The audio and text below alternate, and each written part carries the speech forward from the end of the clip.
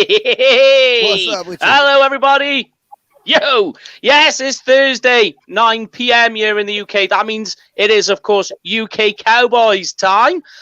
Joining us this week, we have the Neeps, Tatties, and Haggies of the team. We've got Paul, Lorne, and Graham joining us, the Scottish contingent. We've got the Godfather, Jamie, with us, and as we have advertised, we did say it was Dave Hellman. Dave Hellman busy with everything else going on. So we have a guy who is extremely infamous in the Cowboys world, as well as in UK Cowboys, a close friend of the show, number one in our hearts and number one on your program. We've got Mr. West Coast Cowboy with us. How you doing, brother? I'm good, man. How y'all doing? Can't complain, mate. Can't complain. Yeah, living, surviving. Yep. I heard that. I mean, y'all days ending. My day is basically, I guess you could say, in the middle of my day. Yeah. At 9 o'clock. Did you? You had a bit of a power issue going on over there. Everything all right? Everyone okay? Yeah, I live in a gated community, so I think it was something. I think they were installing some type of like new gate or something, but for whatever reason, they had to shut all the houses, halt the power off in this area right here. It's weird, man. It's weird. We was literally out power from like 7:45 to like what time did you hit the start button? 2 minutes before you hit the start button.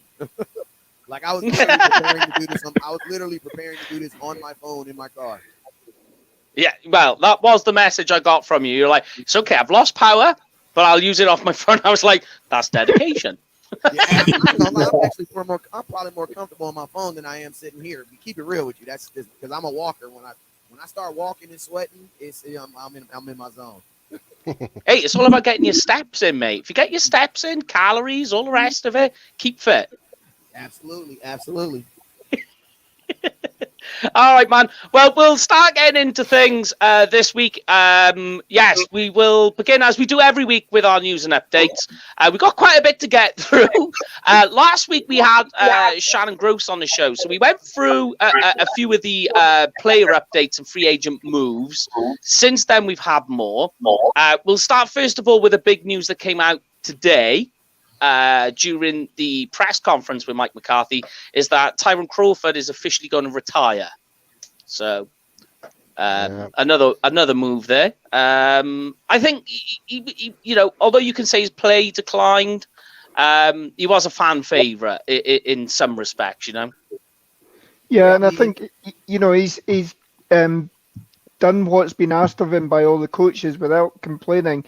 As I said on the group today, he was asked most off seasons to go into the off season training preparing for one position, and invariably due to either injury or lack of talent, he's then getting moved. So 1 minute he's bulking up to be a 3 technique defensive tackle, and they're switching him across to a defensive end.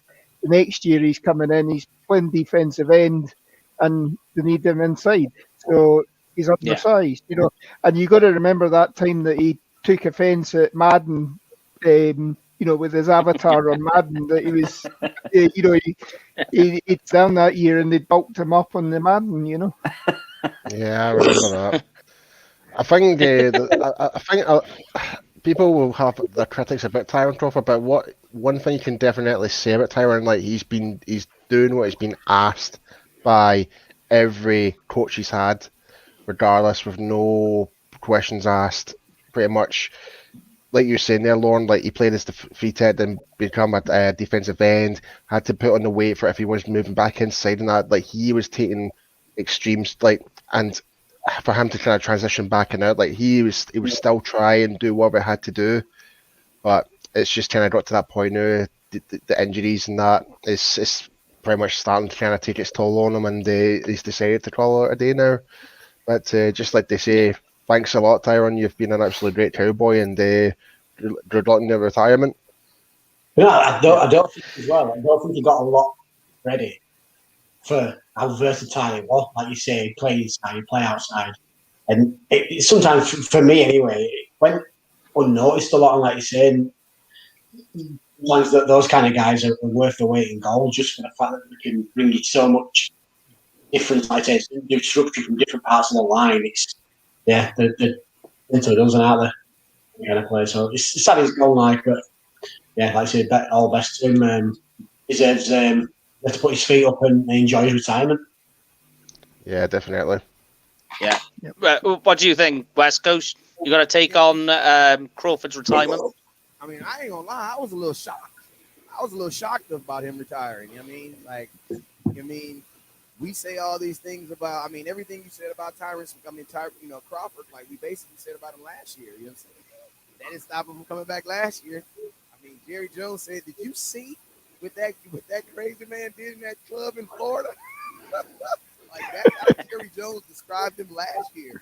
You know what I'm saying? And it's like, I ain't gonna lie, with like this playoff run that we assumed that we were trying to get on, I thought they was gonna try to like get him, like, because like I always believe this, like you want to keep people that will let you take advantage of you around, take advantage of them around. Like, I know you don't want to agree with that in public, but realistically, in life, in business, you got to keep a couple of them people around. You know what I'm saying? And Crawford was one of those dudes that the Cowboys could just be like, "Yo, go play quarterback," and he was like, "God dang it, all right." "Hey, Crawford, go play wide receiver." "God dang it, all right." You know what I'm saying? And it's like, pretty much. Like he never complained. Exactly. He never said anything. He never was like, "I want more money." Like, he never did that. And it's like, I think his performance, his career didn't get to where it was supposed to, mainly because he was always doing what someone asked him to do. You know what I'm saying? Yeah. Like, if Tyrone Crawford would have been like, "F you, I'm gonna be a defensive tackle," he would have probably had a better career, and people wouldn't feel about him the way he did right now. But the fact that Tyrone Crawford played damn near every position on the defensive line, not only, like you said, his body fluctuated back and forth. You know what I'm saying? Like, how could you really expect? Like, I never really expected Crawford to be great at anything, but I always liked the fact that he was just really good at everything. You know what I'm saying? Like, there was nothing that he was just like great at, but he was good at a bunch of stuff. Like, he was good at a bunch of stuff, and I just thought honestly that he was going to take a really, really, like, oh my God, he only took that deal because he wants to be a Cowboy. Like, I thought he was going to do one of those for one more year. And especially, my thing is this. I love Gerald McCoy. I do. But it's like, I'm not the biggest fan of bringing Gerald McCoy back because his injury, we already have enough injuries. We have that already. You know what I'm saying? So it's like, if you're going to have an older guy on your team, why not have a guy that can actually play defensive tackle, who can play one technique, and can actually play defensive end if something happens? So I am actually one of the weird guys that's like, Tyrone Crawford, salute to you, bruh, for, giving you what you got for Cowboys. But if you would have stayed one more year for cheap, I would have been the guy that I would have probably defended you. You know what I'm saying? Because you just, you know what I mean? Like, in today's superstar mentality, like, bro, like, Tyrone Crawford could have asked for more money a bunch of times. Not saying he deserved it or not, but his versatility showed you that we cared about him. You know what I'm saying? So, I was actually kind of surprised. You know what I'm saying? I was actually kind of surprised that he retired. I thought we were going to hear Sean. Like, how does Sean Lee not retire? Yeah.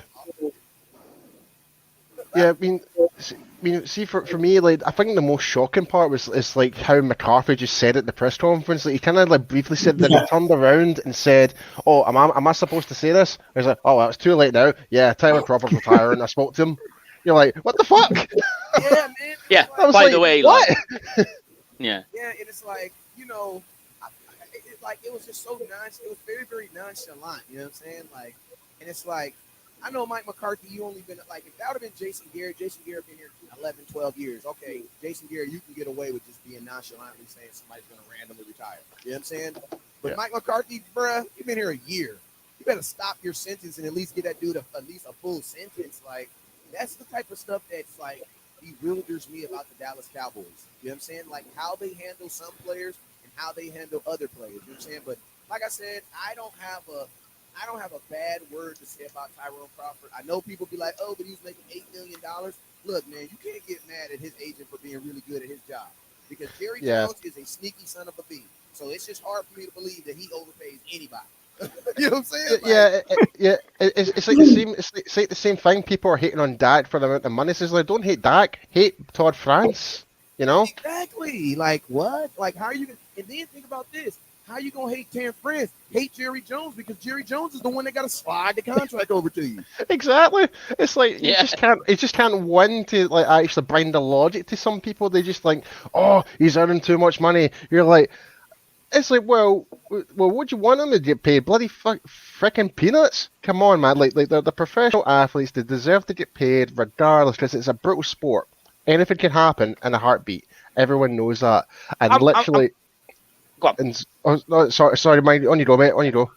Oh, I was going to say, one thing you can't forget as well is the position Crawford plays as defensive tackle. And it's a very selfless position where it's really me and Lauren know that way too well because we've played the position before, and people don't really see it. That really, when you look at defensive linemen, the thing that comes into your mind is what are their tackles for a loss and what's their sacks, and it's like no, defensive tackle is very selfless. Stats are like one of the few things you can use to judge a defensive tackle.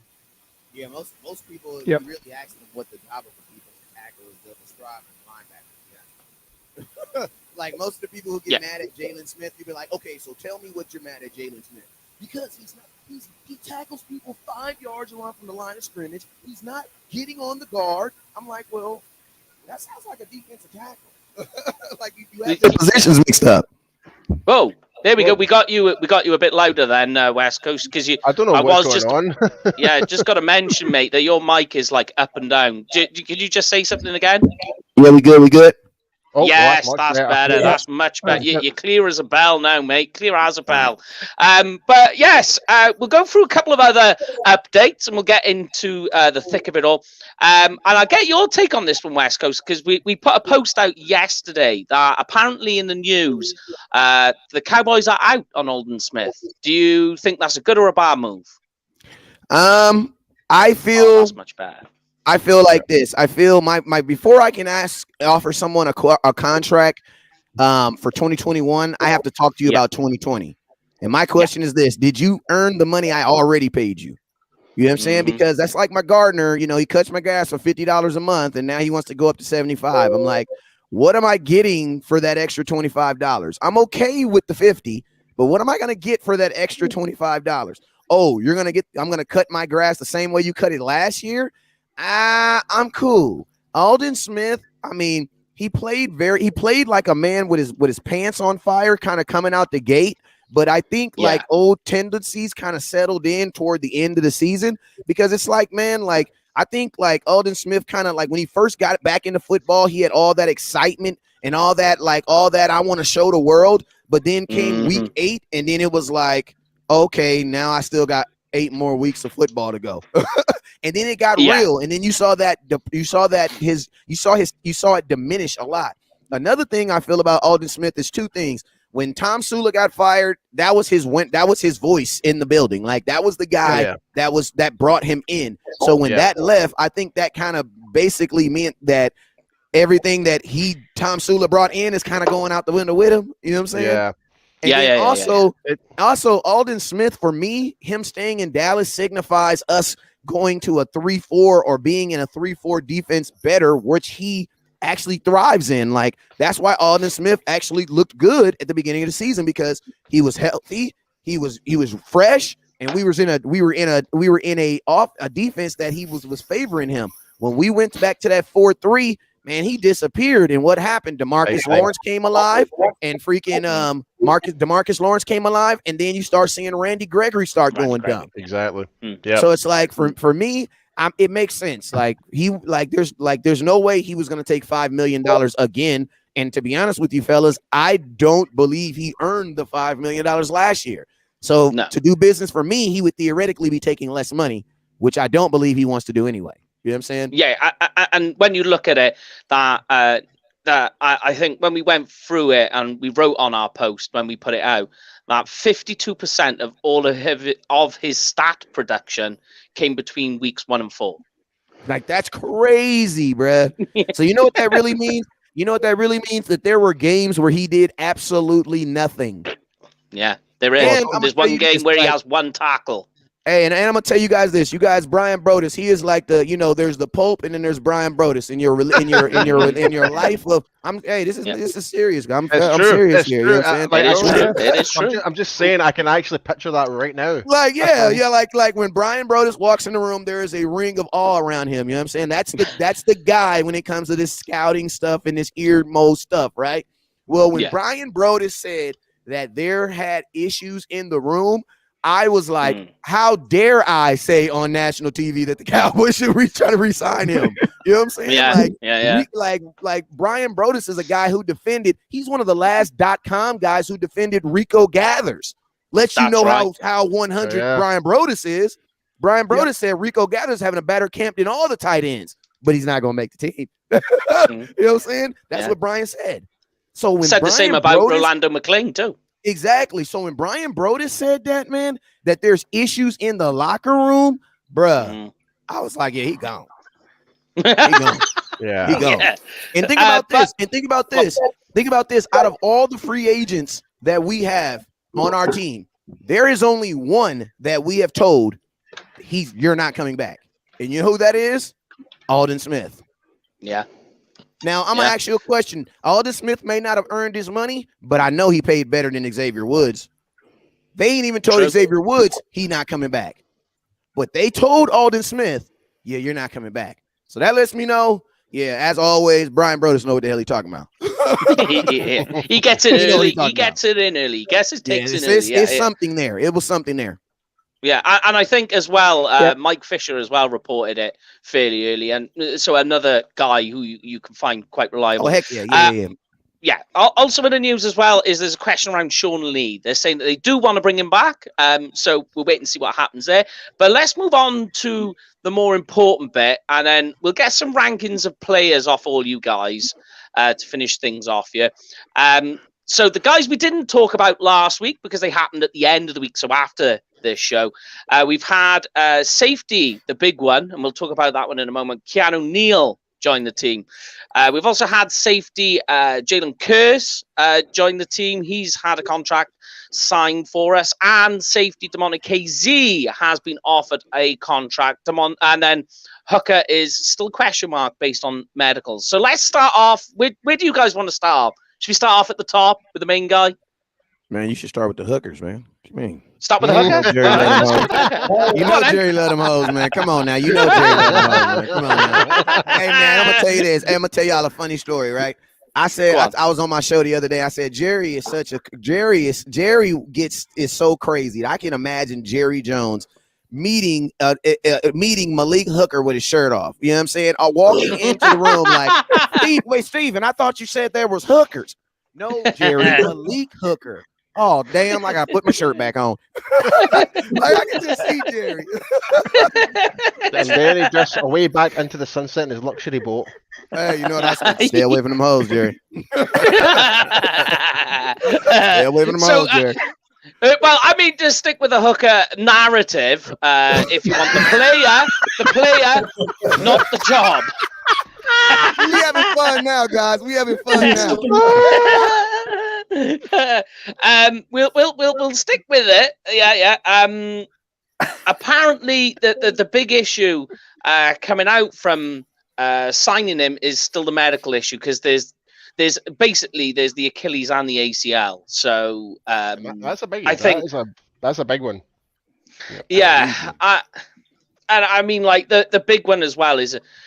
Like, you know, especially Achilles for safety, where you're on your ankles, you're on your toes. It is a bit. So you just have to trust, really, because it's out of our hands at this point, saying that, you know, we'd love to have a first round draft pick who in 2018 had a great year.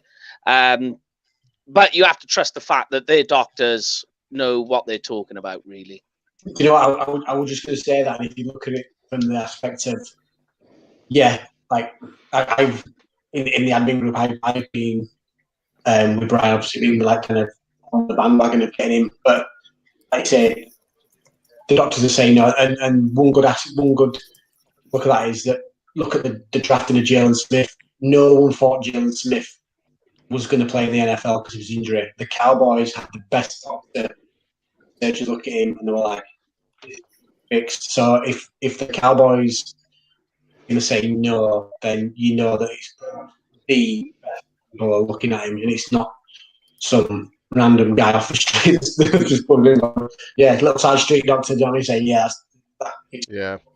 not picking beer. So if we don't get him, I'm disappointed, but you know they've had a thorough look, and not that it's just that medical thing. I don't know. You keep cutting out there, Jamie. Sorry. But I think I know what you're trying to say there, mate. But I think with Malik Hooker, like he would, like if he was to stay healthy, and we would and get him, fantastic.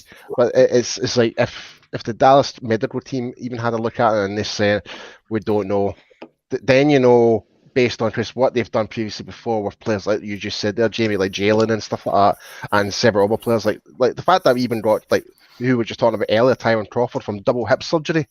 Still playing, for example, managed to get him back in the field, but they're saying it's very questionable what they might say. I don't know if what we can do with Malik Hooker. He might not even get sent to an NFL team again. By the sense of the way how things are going, we don't know. But I think all.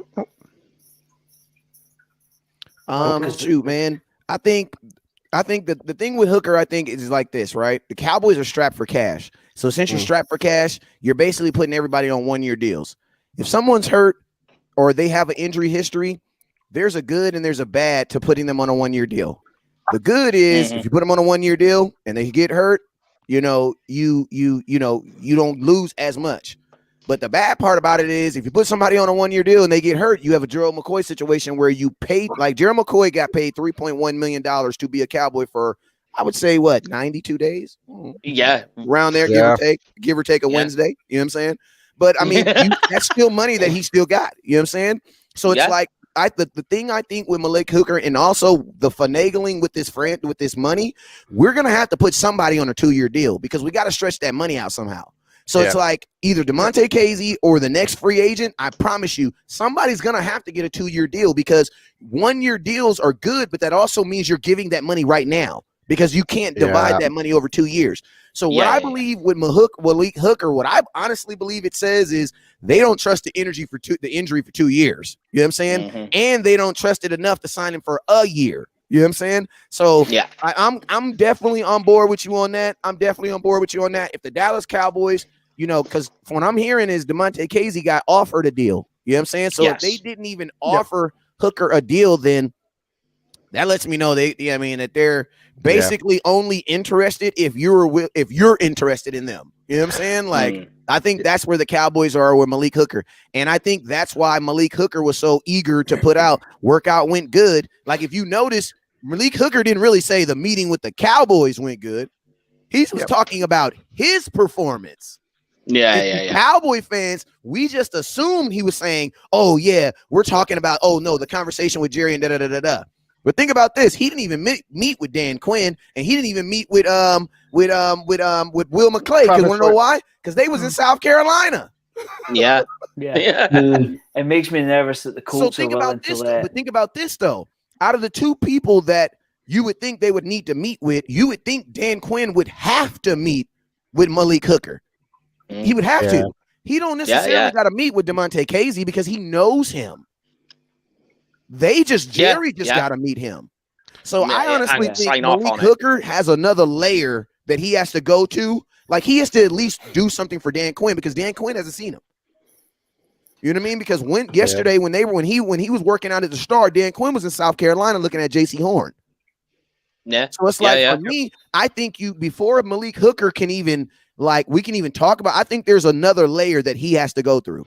You know what I'm saying? I think there's another layer that he's going to have to go through where DeMonte Casey obviously doesn't have to go through it because he got offered a contract with Will McClay and the defensive coordinator not even there.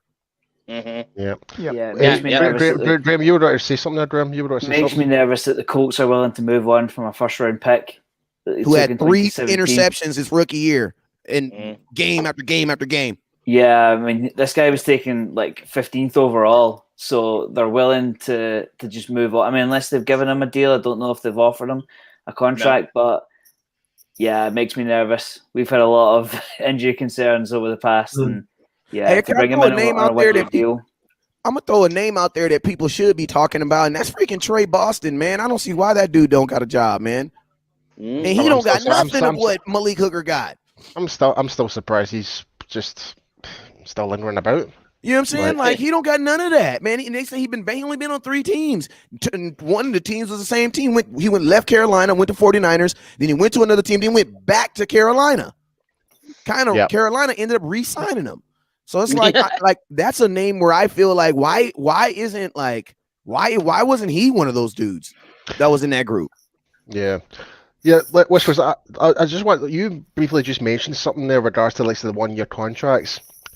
I have a big issue with the 1-year contracts, and I think you might do as well. Like, say for example, we get one of those bargain players, for example, like we did with Rolando with Clay at one of those times, but we managed to get him. Cody Cowboy. What you know about Rolando?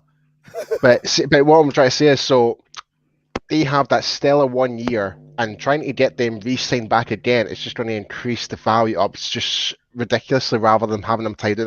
This is one thing I hate about the 1-year contracts. Whereas if you put them in the longer term, you could still cut them, but you might get the smaller hit.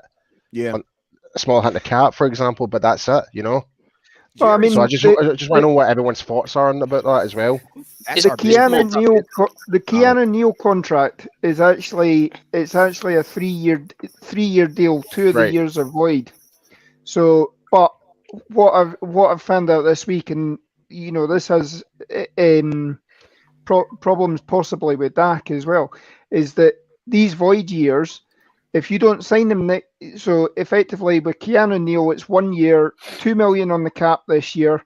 You got another $1 million next year and $1 million in 2023. But if you don't sign him to another contract next year, that suddenly the 23 goes into 22. So again, that gets accelerated, and it's a 2-year. You're spreading it out over 2 years instead of 3 years. So, and again, there's of this 5 million that was reported, 1 million of it is what they classify as unlikely to earn incentive. So he's actually only on a 1 year, $4 million contract. Which basically is just a contract that benefits only the Cowboys if he just ridiculously balls out this year. That's it. Yeah. Because there's no real benefit for a player to take a contract that has voidable years. That doesn't make any, you know what I mean? Because that means they could literally fire you with no recompense. You know what I'm saying? Yep. You always want a contract that has dead money on it, because then they have to think about cutting you. You know what I'm saying? Like Jalen Smith, that's my dog. But I feel like, and I that's my dog. But I know the Cowboys probably thought about it. Why? With all the stuff that's going on. But guess what? That $12.1 million made them think like, well, damn, if we cut him, we're going to eat $12 million, and then we're still going to have to pay another linebacker? Yeah, that don't make no sense. You know what I'm saying? You look at the extension that... You look at the extension that... I'm sorry. I was just going to quickly say how something must it be to be Taysom Hill right now for the Saints with his contract. Well, I mean, I was about to say as well. You look at this contract he's signed, the extension he's signed. It only comes into force in about 2 years' time. If he messes up this year, or loses the job to Winston or whatever, they can cut him, and it's still only something like $8 million on the salary cap. When it kicks in is in 2 years' time, he gets paid a $40 million roster bonus, and the rest of the deal is action then, so they can still get out of it relatively cheaply. Yeah, all of a sudden you started to see these contracts with voidable years creeping in a lot more than we do in recent years. I look at just business Juju Smith with the Steelers. I mean, that was a 1 year deal, and all of a sudden you look at the whole context, and there's an extra, another 3 years added onto the back end of that are all voidable. It's weird, like how the game itself off the field, contract wise, is now changing as well. Yeah, and I mean, like I get why it's happened this year. There's a lot of 1 year deals. Like you even look at like Juju Smith-Schuster, he's on a 1 year deal, and a lot of it is just. I just love the fact he just turned down the Eagles flat blank. Hey, he did do that. Hey, a lot But of people, a a lot lot of of people are go on, taking West them Coast, 1 take it year away. deals too because of that. Because of that, like a lot of people approach right now too is like you don't want to get in a bad deal in 2021 because right now, legitimately, teams can see that we don't have the money for it to pay you a lot of money because there's And only that's what it is. $184 million in the cap. But next year, they're not going to have that excuse. So it's like if I was an elite player, I would probably like, to be honest with you, like I think that's the real reason why the Cowboys really signed Dak Prescott, because I ain't gonna lie, it actually kind of made sense for Dak himself to take the franchise tag because, bro, the cap is gonna be stupid next year. Yeah. So I honestly believe that's the reason why Jerry was like, well, it makes more sense to do it now. But it's like if I was an elite player, I would definitely, instead of like, I would try to obviously engage with conversation because elite players always find a way to get paid. But if I was one of those sub-tier players, like like a Juju, like why take a deal right now that's going to diminish your value and they're still going to expect for you to be that type of wide receiver, play on a 1 year deal, then guess what? Hit the free agency, and then when that new money hits, bro, it's going to be ridiculous. Yeah, I it's totally agree. beneficial this year more than anything. I think it's just more because of everything that's happened, and reduced cap and all the rest of it, and because there's so much question marks. That's why you're having this influx of just 1 year deals. It's more the question of beyond. Although we're saying that it's going to go up, there's still just that little that little scratch on the surface there that's saying, just hold your horses right now because we don't quite know.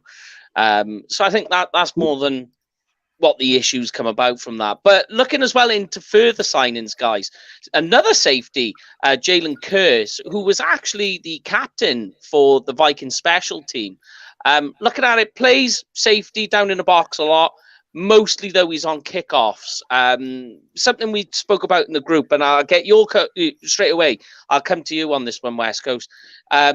We was talking that over this season, with the signings and last season, seen a lot at the moment of them upgrading the special teams. What do you make of all of that? Makes me feel like my special teams coach has a little bit too much power, but whatever, we'll get over it. We'll get over it. Like he's like you know what I'm saying? Like, well, to be fair, he is a freaking maniac. He is a maniac. Like if you think about this, man, like the first people we signed in 2021 was special teamers. CJ Goodwin, another dude. You know what I'm saying? Yeah. So it's like, I'm happy we value special teams like a mug. That's cool. But I'm J-Ron. One thing about J-Ron is he has that sniff of like, I'm gonna be a dog. Like he has that sniff of I'm gonna be a dog because he's had moments where first off and foremost, let me tell you what I think his role is going to be. I think he's going to be Keanu Neal's backup. Why? Because he's built just like him. You know what I'm saying? Yeah. And he's not really a safety, but at 6'4", whatever pounds they are, 215, whatever pounds they say, the dude is huge. You know what I'm saying? Yeah. He's built almost like Keanu, but he's bigger than him. You know what I'm saying? So I think that's going to be his role. Special on the special team doesn't, most special teams are going in the back of the end zone. So to me, I think that's like, salute to you for being a special teams ace on the kickoff return. I would rather you be on the receiving team, but hey, I'll take it. But I think he's going to be a guy that's going to be a rotational guy, and I think he's going to be a backup. But more importantly, I love the fact that the Dallas Cowboys are trying to build the most competitive 90-man roster you can, because real football says that you're not supposed to have no starters. Like as of today, there's like, I hate this crap that players come on my team. You ain't even played a down for the Dallas Cowboys, and you're already telling me you're a starter. Bro, I've been a Cowboy fan 38 years, and I ain't even going to say I'm a starter. Like, what the hell is that? Like, how Clinton Dix did the same thing last year. Like, how are you saying you're a starter in April, bruh? Football is not made like that. Football says you put 90 people on a roster, you put them in a BAM, you put them in a big old ditch, and then the first 47 people to die, they're not on the team. The last 53 people, congratulations, you're Dallas Cowboys. Yep. That's what football is. Yeah. It just goes. It's just compete. It's just that constant cycle. Even during the season, if you're not playing when you're on the field, you're going to get your ass dropped, and your backup's going to take over. It's simple as that.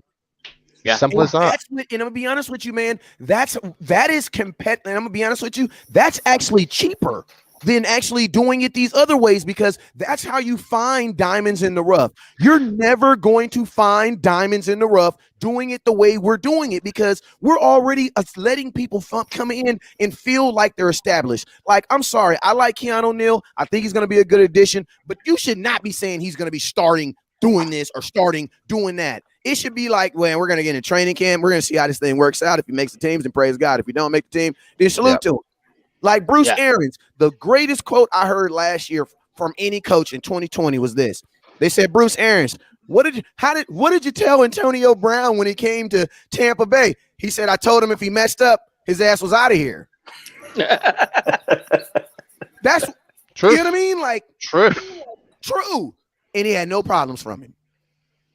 And you had no problems from him. And that is I think that was the most shocking part of 2020 and leading up to the Super Bowl, is that you'd not heard one thing about Antonio Brown, not one thing. So you know what that also lets you know too, that behavioral players can be controlled. So that means that what? So that means that a guy like Jamal Adams, a guy like Earl Thomas, I'm just saying, like all these guys that they said they couldn't handle. I'm just curious. I'm just curious. It's worth the conversation. I'm just saying. Don't you think if Antonio Brown can keep his crazy butt together, you don't think Earl Thomas can keep himself together? Like, who do you think is the bigger head case, Antonio Brown or Earl Thomas? Oh, definitely Antonio Brown.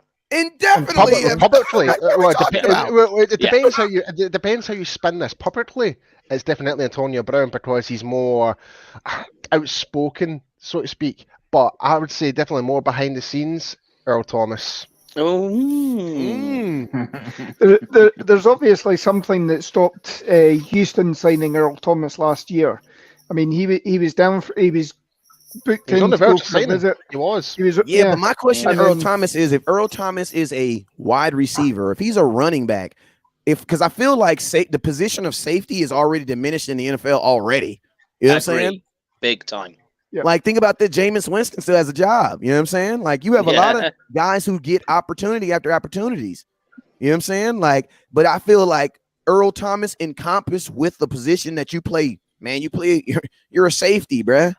You know what I'm saying? Like, I think that position already being diminished might be the reason why he don't have a job. But Antonio Brown cussed out the police on his front steps and got suspended for it. Earl Thomas, what did he do? Earl Thomas got into an argument with a player in a team and punched him because he wasn't trying hard enough.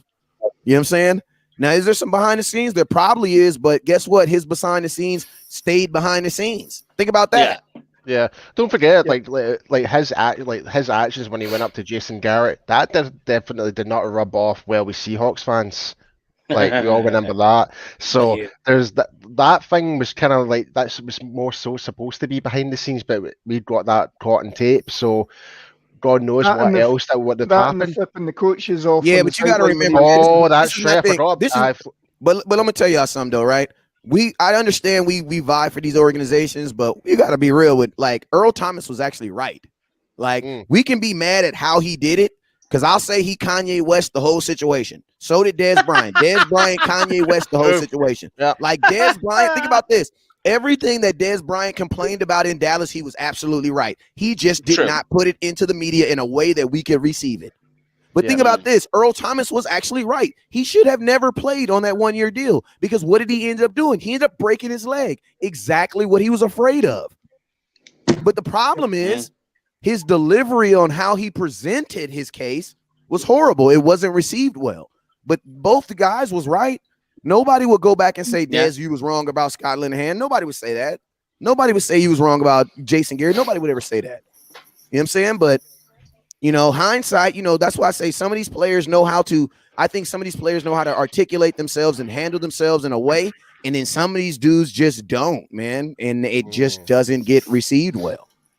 You know what I'm saying? Absolutely. Yeah. Absolutely. Like, think about Deshaun Watson. Deshaun, like, not to touch on a real weird subject, but isn't it weird that, let's be honest, WestCoast, that is opening a whole new kind of. Hey, have you guys heard Roger Goodell say anything about this situation in the UK? Yes. No, yeah, he came out, I think, last night that the NFL are now looking deep into these allegations. They're looking doing deep. their own They're looking deep. investigation. They're looking deep, but they haven't put him on the NFL's exempt list, so he can't be traded or anything, though. Yeah, Isn't that funny how that works? Yeah. It always happens to us, doesn't Zeke it? pushed the security guard. He's in New York talking to the commissioner in person. Bro, you have 14 women accusing you of doing. I'm not going to say it. 14 women. And the only thing the commissioner's saying is, we'll look into it. NFL, you're going to investigate. Yeah. It is very, very weird. I will say this: it's a lot of bullshit. Like I believe it's a. I mean, my thing is this, bro. Like, I mean, I feel like it's very, very the most craziest thing about the whole Deshaun Watson is the fact that the guy who is representing the women is also really, really good friends and post neighbor of the owner of the Houston Texans. And people be like, how does that benefit? I'm like, well, I feel like Houston Texans kind of make an example out of this dude. Like, I feel like that.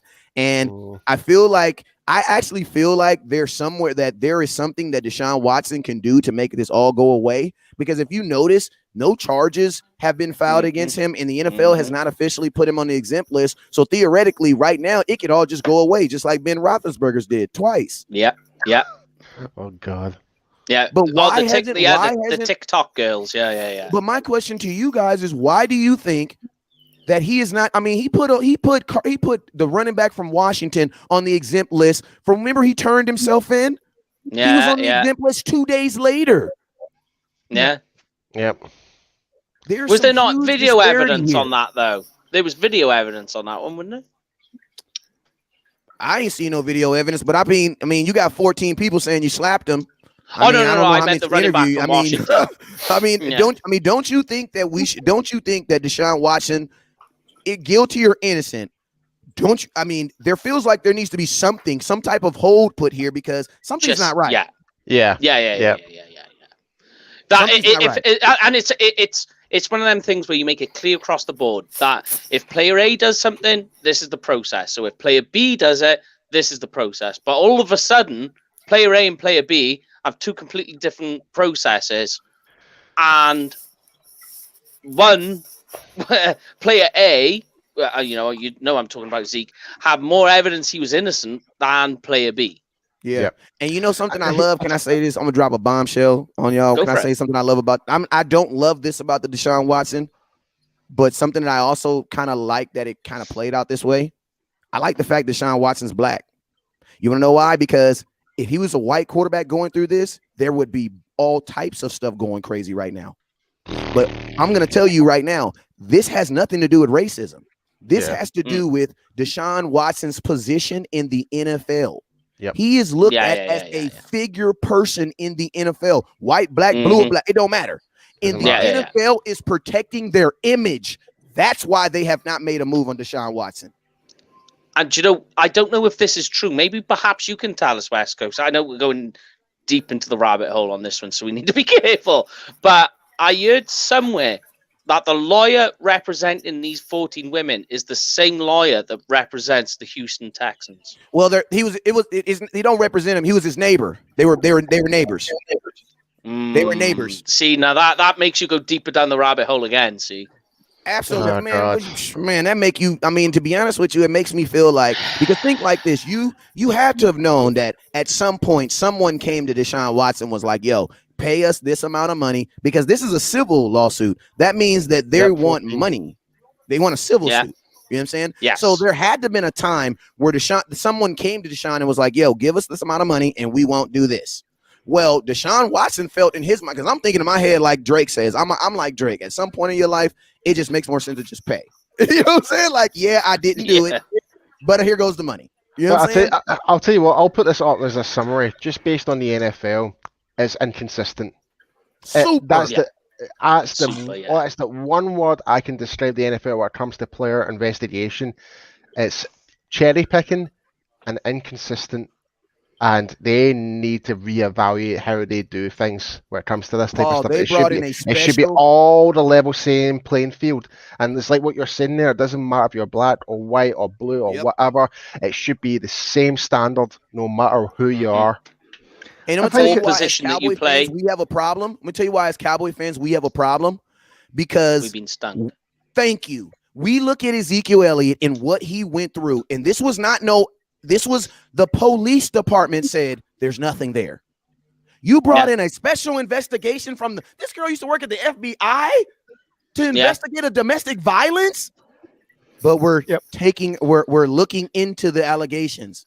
And the fact that she actually went back to Roger Goodell says like he's fine, like it's bullshit pretty much, and he's like, well, I'm still going to slap him with a 4-game ban. Don't care. Yeah, because of conduct unbecoming. Exactly. Yeah, exactly. Landon there just made the comment about what about Kareem Hunt to not play at least for 1 year now. He's back with the Browns. Do not agree. And here's the crazy part. Here's the crazy part that it is written in their contract that like the conduct, the whole conduct part of it.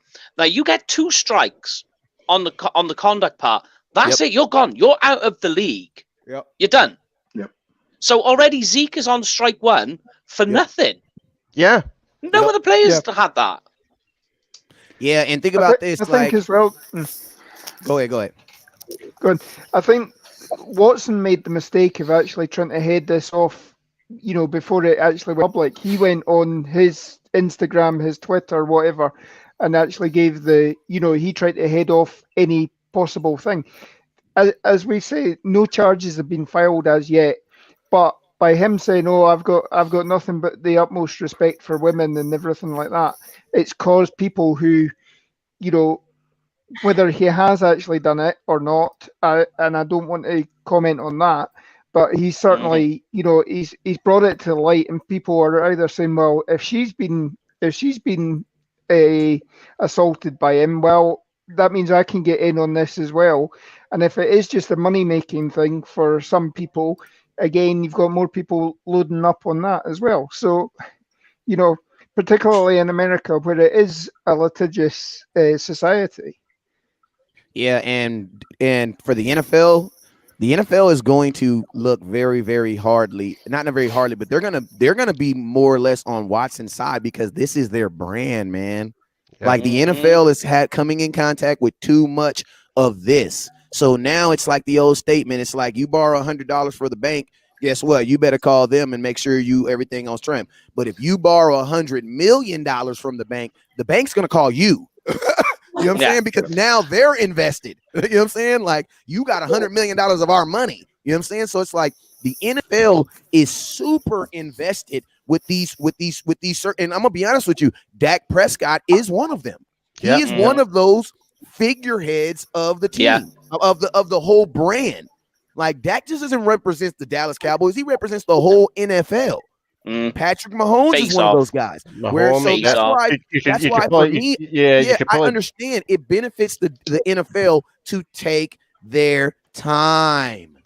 Yeah, you know and I think what you had with Zeke is I don't want to try and dance into this too much, but I think with Zeke was bad. Yeah, we're in it. We're in the dance. But like when you look at the Zeke situations, people will say, Roger Goodell and the Cowboys and all the rest of it, which there is a fair point. But I think what happened is the Zeke was just bad timing because the NFL, as you say, they'll back their players up. But just before Zeke happened, if you remember, the whole Ray Rice thing happened and they were backing him up.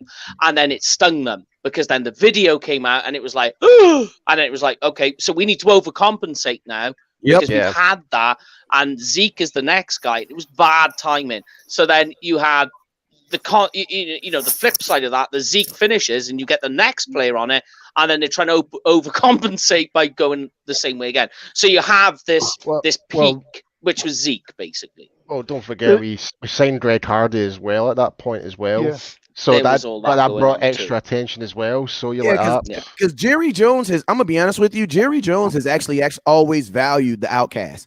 Because if you look at Jerry Jones's way, how he got the Dallas Cowboys, like all the owners when he first got into the league didn't respect Jerry. They're like, bro, your woman bought the Cowboys. Like, you know what I mean? Like Jerry, you didn't buy the team. Your woman bought the team. You know what I'm saying? So Jerry Jones already came into an environment where he's like, I'm an underdog. You know what I'm saying? So that's why I believe he's always kind of like kind of like had that, like, I'm gonna always give guys that opportunity because someone gave him an opportunity in the NFL to own a team.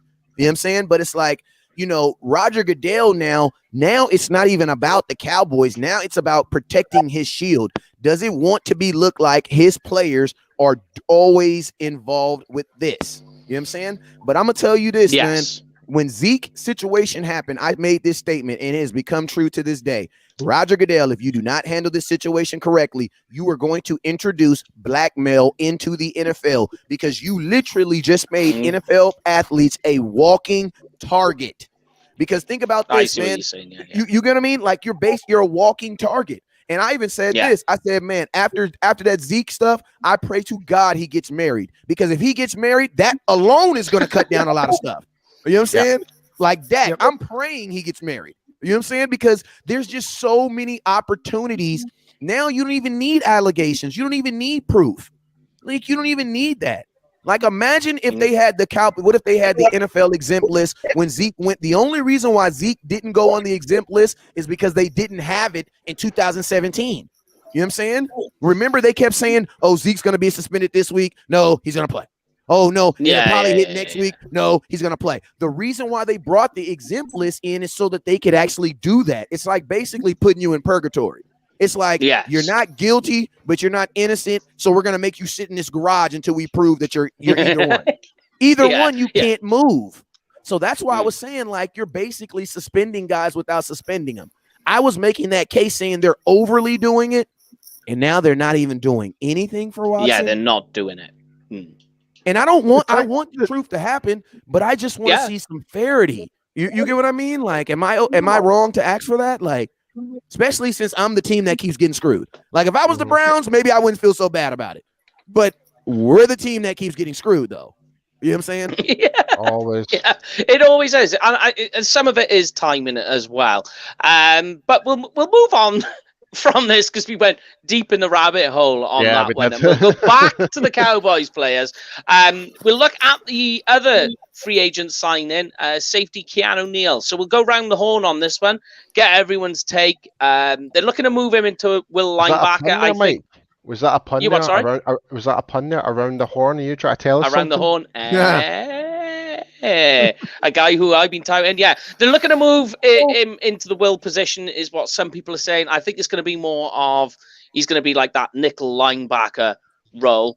But let's go round everywhere. What do you all make of the Keanu Neal signing? I'll start with Graham.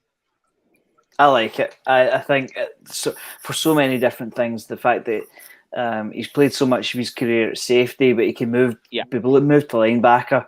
We're so thin in the linebacker core; it's untrue, and we don't even have Sean Lee re-signed just yet. That situation's still up in the air. So, if we can bring in a former first-round pick who I liked at the time, we've been screaming out for a safety for so many years. It would have been nice if he'd felt us in the draft.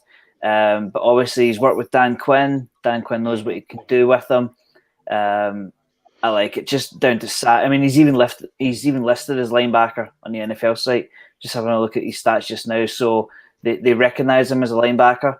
If he can earn his place and slot in and make the Falcons realize that they made a mistake and not re-signing them, then let's have it. I'm all for it. Yeah. All right. Jamie, you got a take for us on the Keanu Neal signing?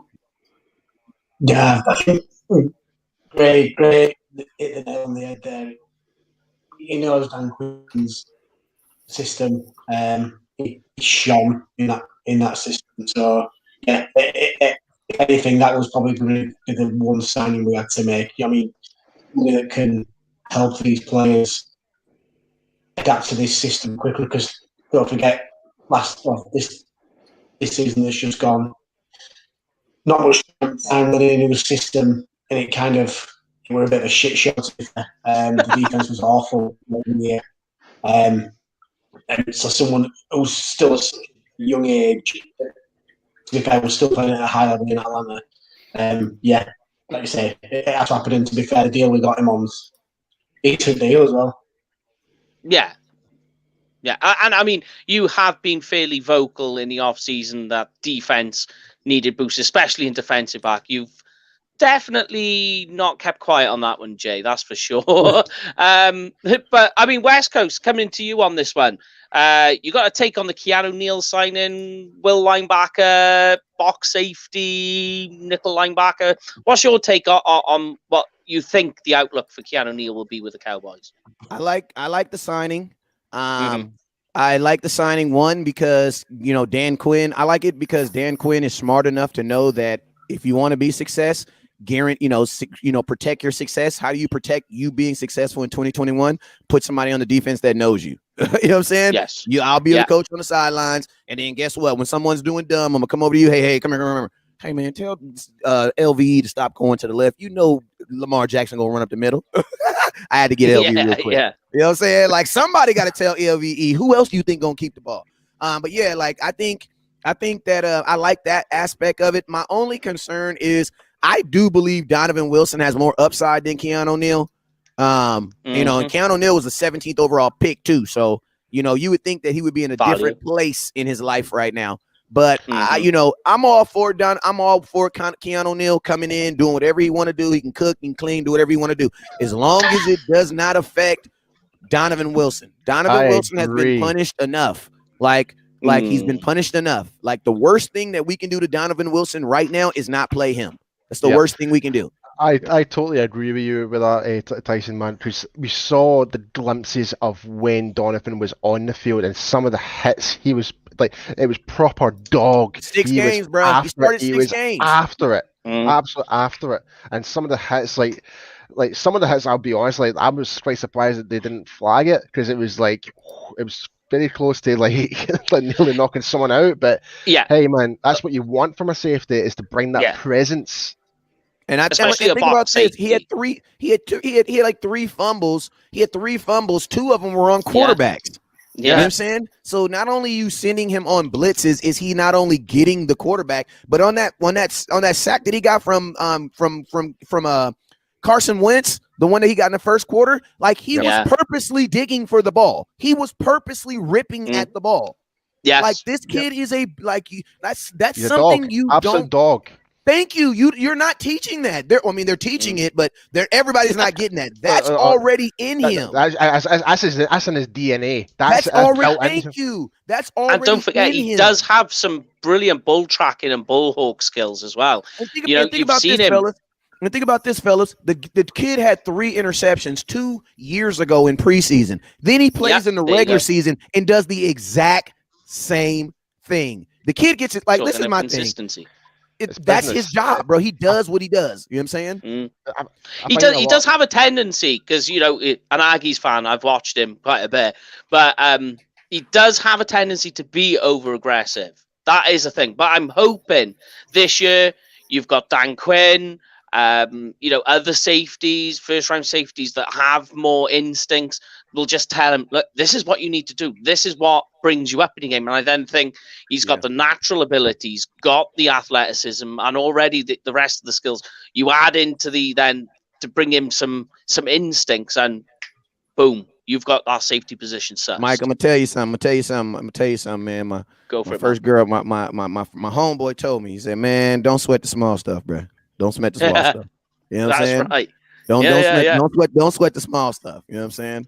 Like the big stuff is why we talking about him. You know what I'm saying? So always focus on the big stuff. Yes. But talking of the big stuff, something actually me and you were talking about before you came on the show is literally about an hour before we went live, it was announced that KZ has been offered a contract. Yes. Yeah, I don't know. I mean, I like him. We're going to have to get him back to 2018. 2018, he had 7 interceptions. Should have been a Pro Bowler, but he didn't. Then after that, he had kind of little ups and downs. I mean, I like him because of the versatility. He's going to play safety. He was a corner. He was actually a corner in college. You know what I'm saying? So that's for sure lets me know that he can play a little slot. I like the move. I still think we're focusing. I love the fact that we addressed the safety, but man, we need to still put some time and effort onto that defensive line, because I don't think we've done enough on the defensive line. You know what I'm saying? Like I don't feel we've done enough. Here's a great transition now. We've definitely bolstered up the interior for sure. We've brought a lot more defensive tackles in, but I think I tend to agree. I don't think it's enough still, because I still feel the competition is still quite thin. Okay, so my only thing is this, man. We are losing games because we cannot stop the run. Like, think about this. We wanted to score more points. So, and what did we do last year? We went after CeeDee Lamb. CeeDee Lamb is our solve to us scoring more points. This is going to be the solve. What have we done to say this is our direct solve to stop the run? Nothing, bro. We did not address anything at all. You're band-aiding it. I can go on a full rant about, like, I don't know why I keep saying this every bloody goddamn show about one particular player.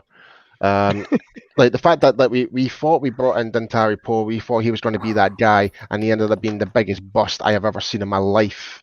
So, like, other than that, we didn't really have much to kind of go in. Like, we lost Tristan Hill through injury for the rest of the season, and we were basically double loading up on Antoine Woods, who, fair play to him, he did his job, but we just didn't have that extra element. We had our rookie Neville Gallimore in, but give him time, he will become a great player for the Cowboys, guaranteed. But there just wasn't enough physicality in that front to kind of help stop that run. And I don't know about you guys, but I think a lot of the names we're bringing in right now, it's competition for training camp. Again, we're shopping in the kind of the B list and the C list, because we don't have A-list money. We don't have money to go and spend like the Patriots do. I mean, the Patriots are spending crazy right now. We just simply don't have the ammunition. So we're going to have to get somebody in. But I think the draft is going to be key for us this year. Like we've talked about it countless times, we could spend the 10th pick on a blue chip player and then spend the rest on defense.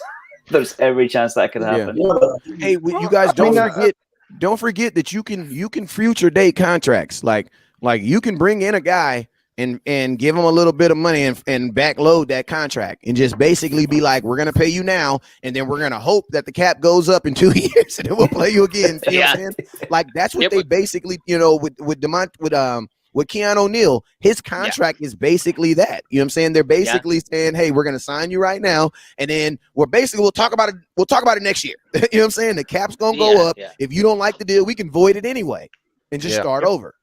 So it's like that. Very much like how they structured that. You can do. I think with all these deals that we've brought in, and it was mentioned on one of the podcasts last night that, basically, if the season were to start tomorrow, could we field a team? Yes, we could. Right? It means that when we go into the draft, we're not drafting for need. We've got somebody in every single position, whether you like it or not. We've got somebody in every single position. That way, you're going for the best player available, or the best player available at need. You're not having to draft. Don't say that to me, because if that's the case, there's certain players that are number 10, and I'm just all like, why? Yes, I know. I mean, I ain't gonna lie. I'm not. Y'all ain't asked me my draft strategy, so I'm gonna leave it alone. But I'm not. No. Right. Well, you got a nice transition there, right? What's everyone's opinion? Because for me at the moment, the two big glaring things the Cowboys haven't addressed yet, which I think is really how the plan is going to go with the draft, is they haven't addressed corner and they haven't addressed defensive tackle. Do you want to look at people's rankings on this and get a dive onto how people feel? Because I mean, what do you think, WestCoast? Do you think that this is going to go corner in the first round, or do you think it's going BPA? Y'all gonna be mad at me, but I'm gonna be honest with you guys. I don't think there is a defensive player in this draft that I would take at 10. But I would tell you this: my number one corner prospect is J.C. Horn. Behind him is Farley, and behind him is Surtain. Okay. Now, the reason why I have them ranked, I mean, I'm just being honest with you. J.C. Horn is a better prospect. Like he's just a better prospect. Physical. And I'm gonna tell you this, like, as much as I love, this is my issue with Patrick Surtain, and I'm gonna be honest with you, for me, he's not even draftable in the first round to me. And I'm gonna tell you guys why. Because when Patrick Surtain and Diggs were both on the field together, Diggs was the better corner, right? Okay. So Cowboys looked at Diggs' tape of him playing at Alabama, and you know what they said? They said he's a second-round pick. We can get him in the second round. How can you look at Patrick Surtain's tape and say he's a 10th overall pick? Especially in a weird season of college. Yeah, football. like he didn't even pay Jamar Chase. Like, unfortunately, he didn't. He didn't play him. You know what I'm saying? Yeah. So for me, I'm like, and then also think about this. I'm really out on drafting a corner because Trevon Diggs is already going to be my starter for next year. Well, he only played 12 games last year. You know what I'm saying? If you put another rookie corner out there, man, you're starting week 1, season 1 with 2 corners that have played 12 games. You know what I'm saying? So for the cornerback position, I still feel that the Cowboys needs to be veteran.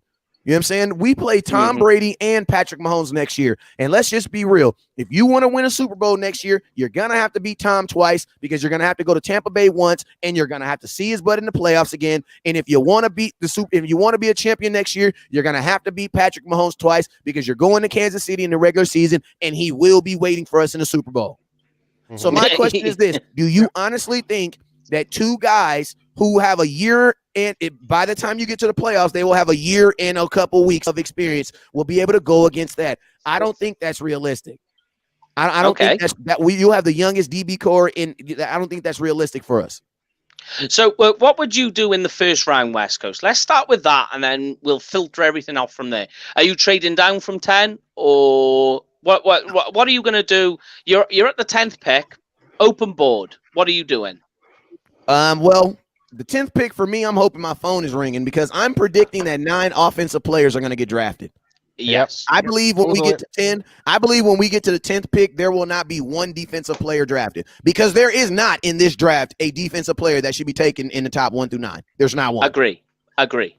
So then that's why I tell people, if you say, as much as I love J.C. Horn, and I will fight for him and tell you he's the best cornerback in this draft, he's not the 10th best player in this draft, though. Yes, agree. So it's like, and then think about this. The 10th overall pick last year got $11.9 million signing bonus, $24 million contract. How can you give a guy that amount of money and he's not the 10th best player? Like, I can't do that. So for me, I think the only realistic thing that Cowboys can do is trade back. You know what I'm saying? Okay.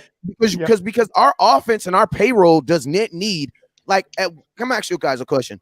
On offense, where can you put a 10th overall pick at? Like where? Offensive line. Like, yeah, but it's like you already got so much. It's like you're hoping that Tyron Smith and Lael Collins, since you paid them last year to get better, because remember, we actually paid them last year to get better. You know what I'm saying? So you're hoping that your offensive line is going to be better. So if you draft Sewell at 10 or one of these guards or one of these tackles at 10, you're basically drafting a guy at 10 while hoping Tyron Smith gets hurt. If you believe Tyron Smith is going to get hurt, just cut him. And this is what I've said. And don't forget, offensive tackle is extremely deep this year. That you want to take a guy that's going to play backup, because that's what you're going to be doing. If you're taking an offensive tackle at 10, you're taking a backup offensive tackle. At 10, there's no way. That is expensive, bro. Expensive. That is expensive. And you can get... No. I would not do that. To Gilmore? No, I'm not. Stephon Gilmore's 31. No. He was 31. It's an age factor, mate. An age factor. 31. Sorry, Joe. Sorry, man. Yeah, Andy opted out. Andy opted out. Breaking down. That's his life. Like he opted out too. Yeah, exactly. I'm gonna tell you guys too. For my 10th overall pick, I have some criterias already. I'm going down. If you cannot start for me week 1, I will not draft you. And if you did not play in 2020, I will not draft you. Yeah. Think about this. If you draft Sewell or Slater, Tyron Smith played more games than both those guys combined in 2020. Yeah. So imagine putting a guy who has not played since 2019, no matter how good he is, out there to protect your $160 million investment in Dak Prescott. This is not the year that you switch out Tyron Smith. This is not the year. You do that next year because we're giving Dak $75 million guaranteed. Bro, the number one thing, I'm going to tell you guys something else. I'm going to tell y'all something real quick. The number one thing the Cowboys got to do that's even more important than winning a Super Bowl, I'm going to tell you what it is. Dak got to make it through 16 games. He has to make it through 16 games. The Super Bowl is just on top of everything else. Yeah. He's getting $75 million this year regardless. Yep. The signing bonus and his regular salary. He got to stay standing for 16 games. And if we make it to the playoffs, praise the Lord. but just think about this. The amount of money you're paying him, he has to stand up. Bro, you want to take that chance with Sewell or you want to take that chance with Tyron Smith? Come on Exacto. now. Yeah. Yes. If Tyron Smith is 80%, he's starting. Yeah, and you got to look offensive tackle, just like D-line. I've always said it, that you're looking for like that NFL fruition, if you like. Takes about 3 years. You're looking for Thanos. yeah. You know, you're looking about 3 years because that's how long it takes them to bulk up, get used to the speed of the game, which is why a lot of people, when they were arguing, and me and you argued about this before West Coast, about Tristan Hill. And we said, look, just wait for year number 3. And you're going to see a different player. And what happened? I know he got injured, so you're going to get, you know, people telling us, "Oh, he got injured." Forget about the injury. Look at the style of his play. He looked better. Look better, and he'd be better again this year. More sand in his pants. You know, getting more used to the speed of the game, the preparation as well, which is a big thing. So I think you get a different Tristan Hill again. But let's look at the cornerback rankings for everybody. And the big one, which is quite controversial, that popped up this week is Caleb Farley. How far has everyone pushed Caleb Farley down his board? Because, I mean, double back surgery on a year he didn't play. I've got him as a second-round player at the moment. Yeah. I'm not. He's dropped out the first round for me, I think, personally. Okay. But everybody the same there, yeah? This is my thing. I would love for him to fall out the first round because I would love to draft him in the second round. 100%. But if I was to trade back and get him, because I you know, my boy Brett Bresh, he used to be the strength and conditioning coach over Dallas Cowboys. Y'all know Brett. I sent him the article and Brett was like, it's nothing. He'll be back in 6 weeks. You know what I mean? He's nothing. You know what I'm saying? So it's like, I kind of feel like, you know, but I'm with you, Paul. This is my thing. I do need something. I need something to be like a bomb to push one of these guys to the second round so I can draft him like I did Diggs. And I would love to get Farley in the second round. Yeah. Like, bro, you know, I would love, unfortunately, I hate it for you, bro, but I would love to get you in the second round. You know what I'm saying? The only issue I've got, and I know Graham's got a take, definitely, because me and you, Gray, spoke about the Farley situation on this one with the injury, is I just wonder, because what you got to look at is with Farley, he's only 1 year playing corner. Before that, he was playing running back. And then he has that 1 year playing corner, gets injured as well, don't forget, has a year opting out, double back surgery. And then you see what Eric Stokes has done in his pro day. What about you, Gray? I mean, I know you've got a particular take and you want to be vocal on this. What's your take on Caleb Farley? Yeah, I mean, Farley's still a talent, but there's almost like a hint of Jalen Smith about this now, where can you afford to spend a first round pick on a potential risk where taking him in the second round looks far more fruitful, especially in terms of your guaranteed money. He's going for surgery just now, but like you're saying, is it going to be a temporary thing? Is it going to be a long-term thing? And especially when Jesse Horn goes and runs a 40 like he did, you know, that is only going to support his draft stock. I would see, me personally, I would see Farley as a second rounder now. I would push Greg Newsome above Farley in terms of ranking. For me, it's Surtain, possibly just behind Horn, Newsome, and then Farley. But you've still got an awful lot of talent falling to the second round. If you can get a guy early like that in the second round with limited guarantees, he's going to be a hot property on the second day, definitely. I like it. And what you got to look as well with Eric Stokes is he has all the measurables Will McClay looks for. The big wingspan, He's tall. He's got a massive reach. I think his arms were like 35-inch, which is just crazy big. That's monstrous. But the wingspan is big too. And then you check in the time as well. And one thing I noticed as well with Eric Stokes, which is something very similar to JC Horn, is they play that, that silo cornerback. So it's the single quarterback in cover 1, cover 3, playing deep on the deep passes, and they can manage it. And that's what I like with both Horn and Stokes, is that it's the ball tracking on the deep passes, which is something, ironically, that Chidobe struggled with. That, he did all the hard parts, Owuzie, where, he'd stick to his man, but then as soon as the ball came there, he'd lose track of the ball. I mean, it's tough taking a corner for me at 10 because, like West Coast was saying, you're throwing a rookie in there. He could be put on an island quite easily. When we come up against, Brady or Mahomes. If we're going to win this year, we need to get a little bit more experience in there. Diggs is going to be the standout number one. I think that's easy. Yeah. But again, with the 10th pick, you need the guy to step in there day one. Fact. That's why I'm all for trading down. I totally agree. I know I've been a huge advocate for taking a tackle at 10, but my number one is more picks. Yeah, absolutely. Yeah. I totally agree. For me, I would trade down. The whole idea, and I just want to bring up the comment because we'll get your point on this as well, because he knows what Joe thinks you know what I'm going to say about grabbing Mr. Kyle Pitts at number 10, which I think is going to be the most dumbest idea ever. Personally, my personal opinion. No, seriously, I think it will be stupid. But people say, "Oh, he's going to be the next Jason Witten." I say, "Okay, well, go draft him in the round you got Jason Witten in." Yeah, second round. There you go. And look at we've tried to draft the next Jason Witten twice. Marcellus Bennett didn't work. Gavin Escobar didn't work. It don't. And then I'm gonna tell you guys this.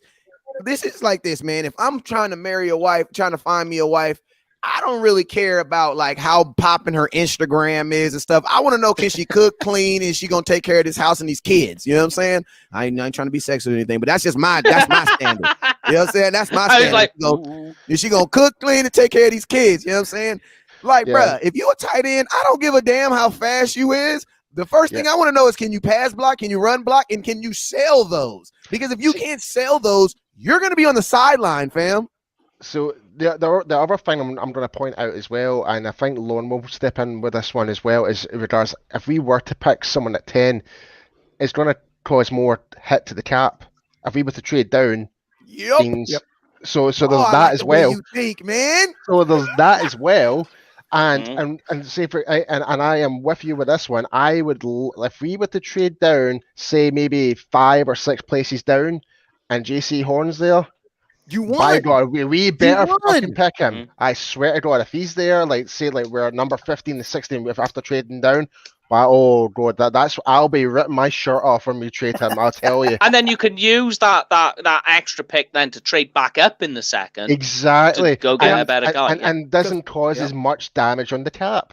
Hey, because fellas, think about this, right? You got the quarterback, you got the big four. You got Trevor Lawrence, Fields, you got the BYU kid, and then you got the kid from Notre Dame, from Trey the Lance. school Carson Wentz went to. Trey Lance from North Dakota State. That's 4 right there, right? Yeah. That's 4. You got the two tackles. That's 6. You have Chase. That's 8. That's 7. You got Devontae Adams. That's 9. You're at the Cowboys pick. And I even said an offense. And then think about this. You can even throw the tight end in there. That's 10. That's 10. And you haven't even thrown it. You haven't even thrown in a team that may even trade up to get exactly. But I'm just saying. Realistically, if 10 players, if 9 offensive players get drafted before us, we mainly need defense. Bro, we need to get as many 2nd and 3rd round picks as possible. You know what I'm saying? Because the only thing I will say, all those defensive players are going to get pushed back. The only thing I will say, right? 3rd round. there is an advocate on this team that is ready to take Kyle Pitts at 10 because he already has in our first UK Cowboys mock draft, Jamie. Are you still on board with that, Jay, with the Kyle Pitts pick at number 10? If Kyle Pitts is there at 10, there's no way on this earth the Cowboys are passing him up. I'll say it now. There's no way that they're going to pass him up. Like you say, hit us with it. Hit us with it. Why, Jay? Just for the fact that don't get me wrong. And we've talked about this before. I'm a massive Tane fan. Slater's gone up in my estimation. But I think after this year, you've got your third wide receiver off contract if you can't trade him before the draft or say before the trade deadline. But you've also just paid your quarterback 160 million, whatever, 160 million. Mm-hmm.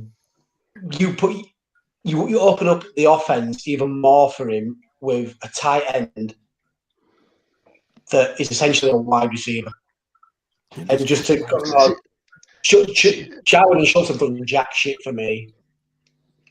So, hey, Jamie. Hey, Jamie. This is, you know the M300. You know the N300, Jamie. You know the N300. The N300. You know the M300. It's a nice car, right? It looks like a Bentley, right? Well, you know, billionaires, they don't buy M300s because it look like a Bentley. You know what they buy? They buy Bentleys. You know what I'm saying, Jamie? Dog, if you want a Bentley, let's just get the Bentley, bro. If you want a tight end that wide like a wide receiver, just draft a bro. Waddle will be there. The wide receiver from Alabama will be there.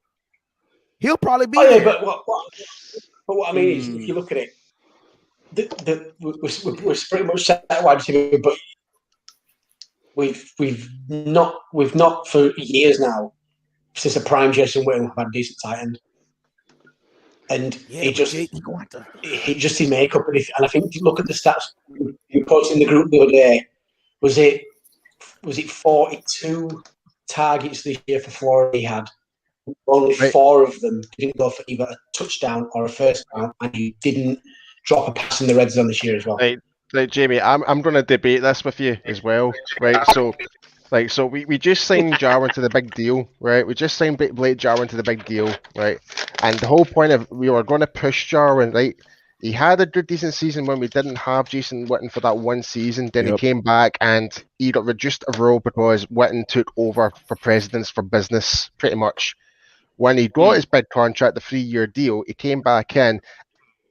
Up to that point, before he got his injury, he was looking great in training camp and stuff like that. It was looking great. It's like, this could be the guy. And he has an offensive weapon straight down the middle of the field as well. But obviously with injury, that happened, and then came Schultz. So you can't really use that narrative to say that our tight ends have been under par, because we've not really had a proper glimpse of how Jarwin has actually performed. So... Hey, you know what I mean? And also, Paul, Paul, and I'm gonna help you out a little bit too, Paul. I'm gonna tell you this: Dak Prescott, I think the Kyle Pitts makes sense in Philadelphia. He makes sense in like Kansas City, but he doesn't really make sense, because I'm gonna tell you this: in Dallas, the tight end is like the what option? Let's who cares who is? What is the option? What is the option? He's gonna be what option? Amari's gonna be 1. CeeDee Lamb's going to be 2. Zeke is going to be 3. Then you're going to have your tight end. So right now you're drafting someone to be that's a lot of money for a tight end. A lot of money. The 4th option. And think about this, right? Dak Prescott does not really favor the tight end. That's how a guy like Schultz has been able to stay in the NFL, because Dak is so fair. Dak don't give a damn who you are. He told Dez Bryant on an interview, he told the world, he said, Dez gonna get the ball when Dez is open. That's what Dak said. So for me to give him like an over to spend that much for the tight end, I'm scared Dak ain't gonna throw him the ball. You know what I'm saying? Because Dak is gonna throw the ball to who's open. You know what I'm saying? So it's like, if you get Pitts out there putting at the 10th overall pick, think about this: somebody is about to diminish. Somebody is going to diminish, because think about this: Jarwin's yards weren't there, Schultz's yards weren't there last year. So who picked him up? CeeDee Lamb did. Yep. Like Dak isn't gonna throw for no 7,000 yards, and we don't really want him throwing for no 7,000 yards. So my question is like, I like Kyle Pitts, but it's like I love him, but Yeah, I'm gonna tell I you like him as well. But I'm gonna tell you what really took me out of him. I'm gonna tell you what really took me out on him. I did some research, right? I went and looked at the number one rookie tight ends every year for the last 5 years. Okay. Well, in the last 5 years, there's only been one to go over 700 yards, and that was Ingram. That was Evan Ingram. We had like 701 yards and 6 touchdowns. So Other than that, rookie tight ends are averaging like 540 yards a season. You have that on your team already. Yeah, because you've got T.J. Hawkinson, O.G. Howard, David Njoku. And think about this. Hey, Paul, what did they say about O.J. Howard when he came in the league? He was the next best thing. Come on now, Paul. What did they say? They said he's about to change the way we do football. I think there's two things. Oh, sorry, Jamie. On you go, mate. Sorry, Jamie.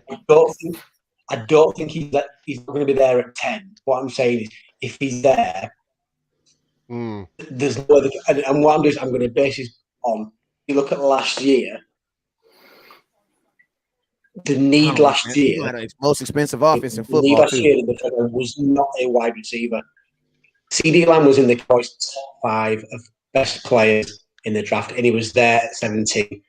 Cowboys came long, hit the nail on the head early on that we can put a team in this field now looking back at best player available. Kyle Pitts will be in the Cowboys' top 5 without a doubt. I don't think he's going to be there at 10. If he's there, there's no way they're going to pass him. Just not. I think he's going. I actually think he's going to be there at 10. Yeah, me too.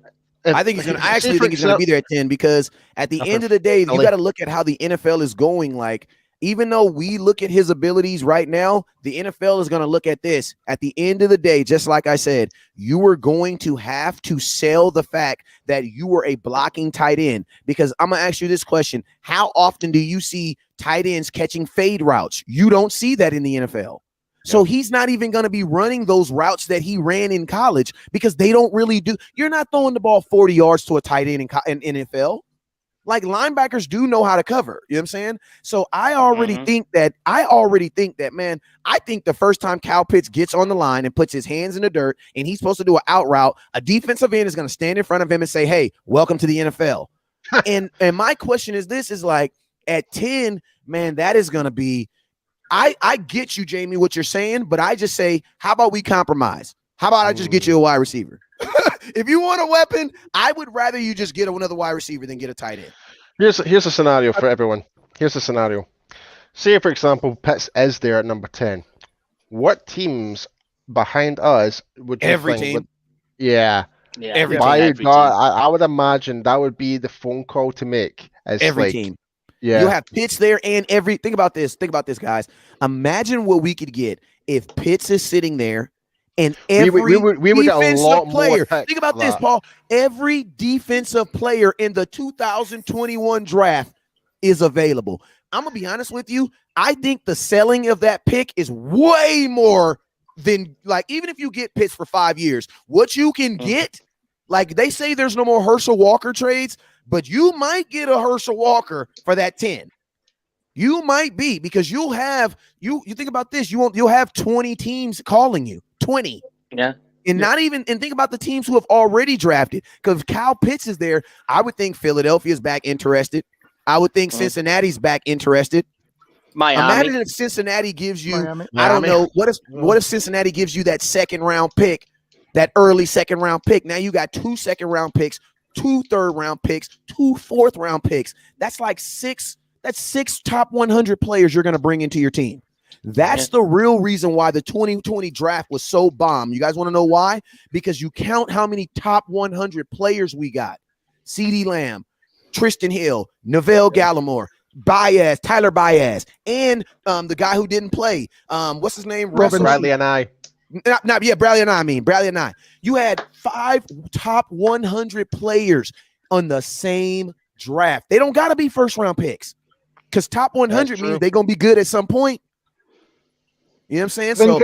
I think, and you made a great point. Hey, you made a stupid point about paying less for the draft, man, bro. Like, That just blew my head. I didn't even think about it. I never even thought about that because the way the cap is set up, that $9 million, we have $18 million right now available, but $9 million of it is earmarked. Y'all listen to Fish. So you know Fish always says earmarked. You know, $9 million of it is really earmarked. You know what I'm saying? It's like you deposit the check in your account, but only 10 is available right now. It's what they say is like statistically, averagely, is that it's $1 million against the cap per pick. Exactly. Yep. Exactly. So that was a phenomenal point, Paul, what you said. Trade out of 10, you get a first round pick. You just don't have to pay as much, and then you still got that money. I'm like, oh my God, that makes sense. The reason I remember that is because of the film Draft Day. It's like Seahawks picked what's his name, that quarterback, and they paid like 1/10 for the salary. $7 million less. Yeah. Yeah, because Paul, Google what a 10th overall pick makes, and Google what the 17th overall pick makes. It's a fraction. That's what. Oh yeah, exactly. So that's why I tell people that CeeDee Lamb was honestly the best bet for last year's pick out of the wide receivers because we got 17, but we didn't have to pay what Raiders play for Riggs. Yeah, and look like or Denver had to play for Judy. We didn't have to pay that. To be fair, honestly, initially I hated the pick initially when we drafted Lamb, but see now looking overall, when you look at the likes of the cap, the production that we got the biggest steal probably in a long time when it comes to the draft. Yep. By far. Like 17 here's another one. Soft spot too, guys. That's been our soft. Like we've been. I mean, with this offense, with this team, and the decisions that they've made, and the Mike McCarthy, and they just been all over the place, man. Like, do you really feel safe with them picking a kid at 10? Like, I just don't. I just feel like there's more chance for us to mess it up, bro. Like. I'm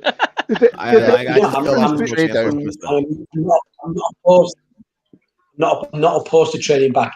Like I say, just my only worry would be if we're going to trade back. How would you be willing to trade back? Because I'm trading. Because what I'm saying is, if I'm trading back, I don't want to miss on either JC Horn. I don't want to miss out on Slater. I want to be able to trade back. And I don't want to lose touch with the guys and then have to just kind of settle for a guy. You know what I mean? I'm going to trade back. Yeah. I'm going to make it. I think and not miss out on the top. Like I say, because you end up with someone that you really want to draft, but you've got to draft him because you've gone back. Like I say, I'm not opposed to draft. Like I say, because it helps the cap, and also like just for the fact that JC Hall's pro day just tied him up, like saying, and you're going to get a top corner there, like saying you don't have to pay him number 10, even though 10 would be steep for JC Hall. But yeah, I wouldn't want to risk, like I said, they're at 10, so you can get a caliber player. But if I'm going back, I don't want to risk then having to settle when I could, like I say, maybe have taken Pitts at 10. If that's, even though I know a lot of people don't like that, but would you rather take Pitts at 10, trade back, and compared to trading back and then missing out on, say, JC Horn or a Chancellor? Man, I'm telling you, JC Horn has the ability to be a man. You go see what that boy did at Alabama. Not Alabama. See what he did against that boy versus Auburn. That boy from Auburn, that Auburn game. Oh my God. Like that, like he got beat. Like JC Horn is the type of dude who takes stuff personal. Like he gets beat on the first play out the game. I forget the dude from Auburn, who's gonna be probably a day 2 pick, the wide receiver. Man, from that point on, this dude, JC, just went to a whole nother level, man. And and there was several times. And I'm going to tell you, in Alabama, they play a lot of press. Like, I mean, for my guys who know football, they play a lot of press. And I always ask this question about people. Name me an Alabama DB that's been very good in the last couple years. You know who you're going to name? Trevon Diggs. Because a lot of that stuff does not translate well over in the NFL. You want to know why? Because one, they're playing so much damn press, and then you got 4 first-round picks on your defensive line. You know what I mean? So a lot of these corners in Alabama, and think about this: how many touchdowns did Trevon Diggs give up his first 5 games? Oh, I can tell you, he gave up 6 touchdowns. You know what I'm saying? He gave up 4 in the first 5. You know what I'm saying? It would have been 5, but DK Metcalf forgot he had to hold on to the ball through. You know what I'm saying? But think about this: technically, he was burned on that play. Now. Patrick Surtain ran the same time Diggs did. Bro, we can't have 2, 4, 5 corners. We can't do it. We need speed. We need a bit of diversity. Speed. Speed is what we need. Horn on your team, he's the fastest dude on your team. Like, think about that. Here is what's good. You're talking about press man. I would say in terms of press man, JC Horn is probably the best in jamming at the line. He is super physical. So in some respects, can be too physical. Yep. But and I knew you was gonna bring that because there's no such thing, mate. There's no such thing as too physical. Oh no, he gets a lot of holding calls. He gets a lot of holding calls. He gets a lot of. Hey, but you know what? And you know what, Mike? I was actually, the comment I said earlier, I'm gonna double down on it. Don't sweat the small stuff. You know what I'm saying? The reason why I say this is a great example, right? Someone said this. Would you think Cleveland would have drafted Myles Garrett if he had a history of jumping off sides all the time? Hell yeah, they would still drafted him. Hell yeah. Yeah. I know what you're saying. There's some things in life where you're like, okay, that's the athlete. I'm gonna have to get a coach to coach that out of him. You know what I'm saying? Yeah. Like that's. I don't think you need to coach it. Those are the small mistakes that you can iron out quite easily. You need to coach him on how to not get caught. I still want him to be physical. I just don't want him to get caught. Like I don't mind. That is exactly what I was just about to say. Just wear gloves, bruh. Like you feel me? Or know where the refs are. Know where the refs are to have yourself block yourself in. Because you were just making the point. I was going to say what he needs to learn is how to hide it better. Because who lives and dies by that? You know who lives and dies by that? Kansas City. You guys probably heard this over and over. And Seattle. They say this over and over in the Super Bowl game. This is how they want their corners to play. They will live with the penalties. Because usually the penalties isn't as great as what they know they can get. Everything else. Yeah. You know what I'm saying? Mm-hmm. So yeah, you're absolutely right. I want someone just more sneakier to teach him how to hide it. Exactly. Like still grab, still do all that. You know what I'm saying? This is a contact sport. I love people who want contact. Yeah, it goes back to the old age. It goes on. You're not trying. Oh, Jamie, go ahead. Oh no, yeah. And something else that can't be ignored either about JC Horn, which is why I like him. He is the son of 4-time Pro Bowler wide receiver Joe Horn.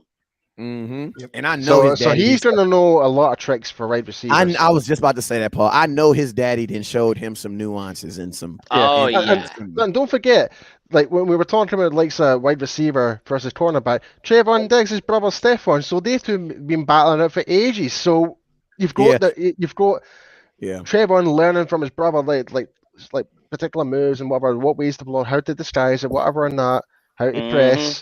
So it'll be the exact same for Horn with his dad. And you know something else that you learn, but having an older sibling, you learn how to handle losing. You know what I'm saying? You know how many times Trayvon Diggs has gotten burnt by his brother? I would think a gang of times. You know how many times his brother then probably like jumped over him and just did some disrespectful stuff and just put the ball on his back like, here, boom, here you go. Yeah, you know what I'm saying? And people be like, yeah, but what does that mean, West Coast? What does that mean? That was that dog in him when DK Metcalf ran by him and he kept on running. Yeah. You know what I'm saying? That's that short memory. That was heart and determination. You get what I mean? Heart and determination. I mean? That's why even though Trayvon Diggs was getting beat, he was still standing up there like, man, I might get beat, but we gonna go at it every time. Like, have you ever had like I used to have this dude? I say, hey man, I used to have this dude in school, man. I keep saying it, Tyson. That is dog mentality. Yeah, that's dog mentality. You may beat me, but we gonna fight every time. Yeah, right. So we'll wrap things up in conclusion because I know you've got everything going on there, West Coast, and your own stuff to deal with. So we'll wrap things up by going around on this and give me your first round pick. Doesn't matter if you traded up or traded down. I'll start off with Paul. Give me who you're taking in the first round, and then I'll move it on to Lorne. Go on, hit me with it, Paul. I'll be trading down, and I'll be picking JC Horn. Who are you taking, Lorne? I think I'm going to trade down as well, and hopefully Surtain or Horn will be there. Again, Surtain's got the NFL pedigree as well. His dad was a Pro Bowl cornerback with the Dolphins, if I'm right. Yeah. One of the points I wanted to say, the Cowboys have only taken a tight end in the first round in 2 years. First in the whole of their history. The first time was Billy Joe Dupree. The second time was David LaFleur in 1997. One was should be a Hall of Fame career. The other one was a bit of a bust. So I'm not taking a tight end. I'm trading down and I'm going for a cornerback. All right, Jamie. If they stay at 10, they'll take Satan. If they Taking Satan at 10. if they trade back, Interesting. if they trade back, they'll trade back. So the 40 times Pro Days impressed you then, I assume. Yeah, he's my second cornerback in this All draft. right. Graham, who are you taking, brother? Well, I'm going to ask you all a question. First of all, if it's me, I'm trading down and I'm taking JC Horn. But when was the last time Jerry traded down? Very true. It's not a Jerry thing to do. So I think you'll better prepare for a cornerback. I don't really think I think I'll be honest. I don't like the point I was kind of making in regards to the cap and stuff like that. I don't think he's actually got much of a choice in a way. Like, Yes. can he really afford to kind of draft someone at 10? It's Like, not a going forward? splash. Dez was the last person we traded down for, if I'm not mistaken. But he might make a splash No, but here's the thing: Jerry can make a splash by jumping back into the first round later on. Yeah. Hey, can I ask you guys? Before I give mine? Can I piggyback off of what you got? Can I piggyback off your question? When has the Dallas Cowboys ever been so loaded on offense where we didn't need to pick? Yeah, true. And when has the draft ever been so bad at defense where you really couldn't? Because I mean, let's just be real. You'll never find anywhere where anybody's going to put a defensive player in the top 10. This is like the first time I've ever seen that. You know what I'm saying? So it's like I think Jerry trading back is probably smaller than Jerry drafting a wide receiver after paying $100 million. I think that blew my mind. When we drafted CD, I was like, what the hell? What? I was the exact same. I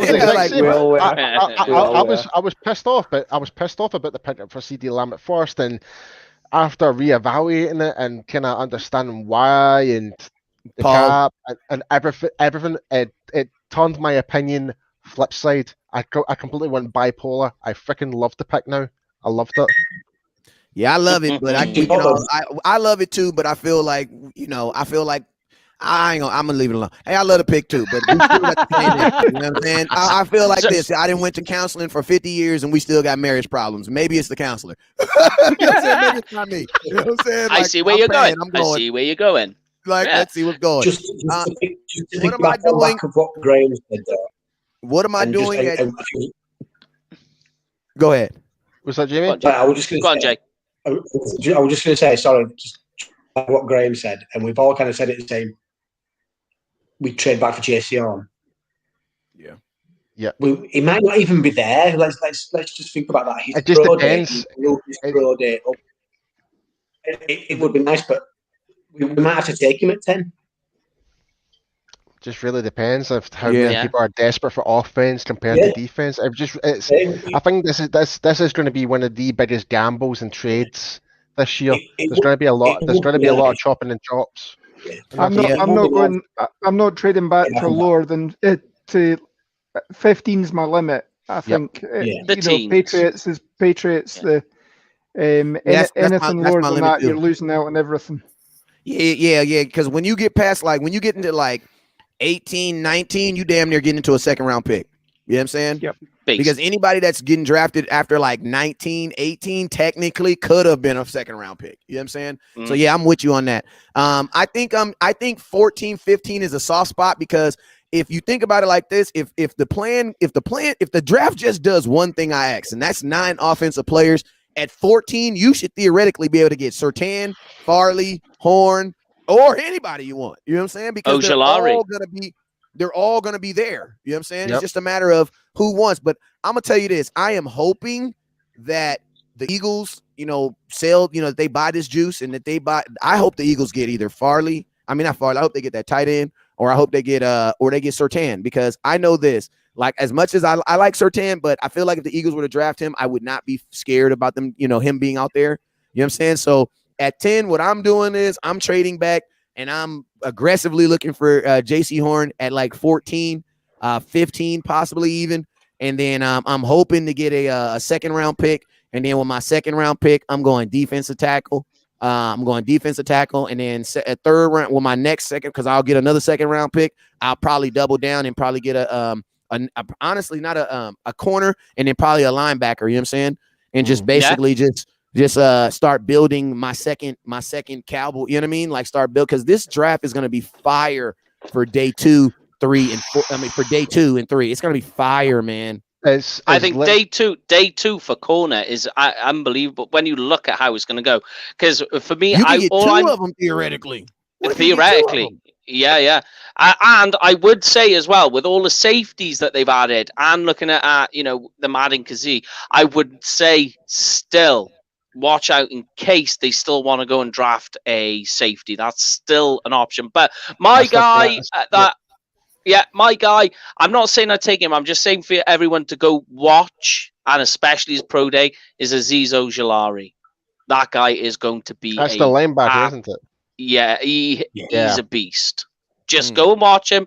I don't think the Cowboys will take him, but man, the guy's got huge arms, and I can't remember. I think he did 20. I think he's got 36-inch arms, and he still did 29 reps on the bench. Is he a middle? What linebacker is he? Outside. Okay. I think we need. I'm gonna be honest with you, Paul. I think you need to focus on that. I think we need to focus on that middle, because Cowboys got to make a decision on LVE. And I'm gonna tell you, you cannot have yourself in a position where LVE gets hurt and you don't have a replacement for him. You know what I'm saying? And that's really stunned us last year as well. Like, we just had no depth at all. And then, because when he goes down, it shifts everybody over one position, because then Jalen Smith has to go to middle, the weak side has to go to outside. So just from one injury, it puts like 4 different people in the wrong position, in the wrong place. Yeah. Definitely. So, guys, we didn't even talk about LVE. He skated off the damn show. We didn't even talk about him. I'm injury concerns as well.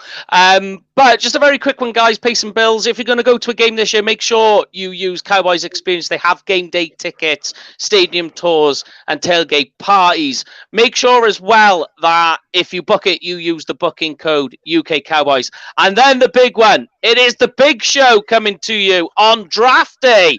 Something me and West Coast actually spoke about a couple of weeks ago, where we ended up talking on the phone for about 6 hours. So on draft day, it's a 24-hour marathon starting at 7:30 in the UK in the morning, going right the way through. Got a number of guests, competitions, giveaways, got it all going on. And old Mr. West Coast here, he's going to come back and join us. So that's all coming to you for the big show on draft day. But before we leave, Mr. West Coast, I would like to say very much a thank you again for joining us. I know as soon as I asked you, were like, yeah, I'm there. It's going to be a yes when you ask West Coast to join us here in the UK, mate. And we just love telling all, our UK viewers to make sure all will be revealed, Austin. All will be revealed, Austin. I heard that. Yeah. There is one guest in particular who is massive. But yes, West Coast, thank you very much for joining us, mate. I know that you're busy and it doesn't matter. We could talk for another hour with you, mate, and you'd still be going. Hey, can I shout out some people that came through and watched for me, please? Yeah, of course you can, man. Go for it. All right, I want to shout out my dog Joe Trentina, watching from he in Italy. Shout out my boy Mo. Shout out my boy Johnny, my boy Richie G. I see you, baby. Who else I got up in here? I had some other Mo. I seen you, Bo, Big Mo, Dwight, Andrew, and there was one more I said I was gonna get. Oh, what up with you, Landon? I saw you, my dog. I saw you. Landon Ishmael. Yeah, thanks to everyone that's tuned in tonight. Man, it's been a great show tonight. And what up, Mikey? And Deshaun. OG, I see you, Deshaun. They'll get on me, man. They'll inbox me quick, man. Yeah, well, we have a great load of people that join us on the show. So thank you, everybody. Not just the UK audience and the state audience, everyone else around the world as well that join us. We'd just like America's team. We're the world's team. The world's team. Yes, but from the Nips, Tatties, and Haggis. Yeah, the Scottish crew and the Godfather, Jamie Smith. It has been UK Cowboys TV. We will see you over the weekend and we'll talk to you next week. Stay safe, everybody, and stay phenomenal.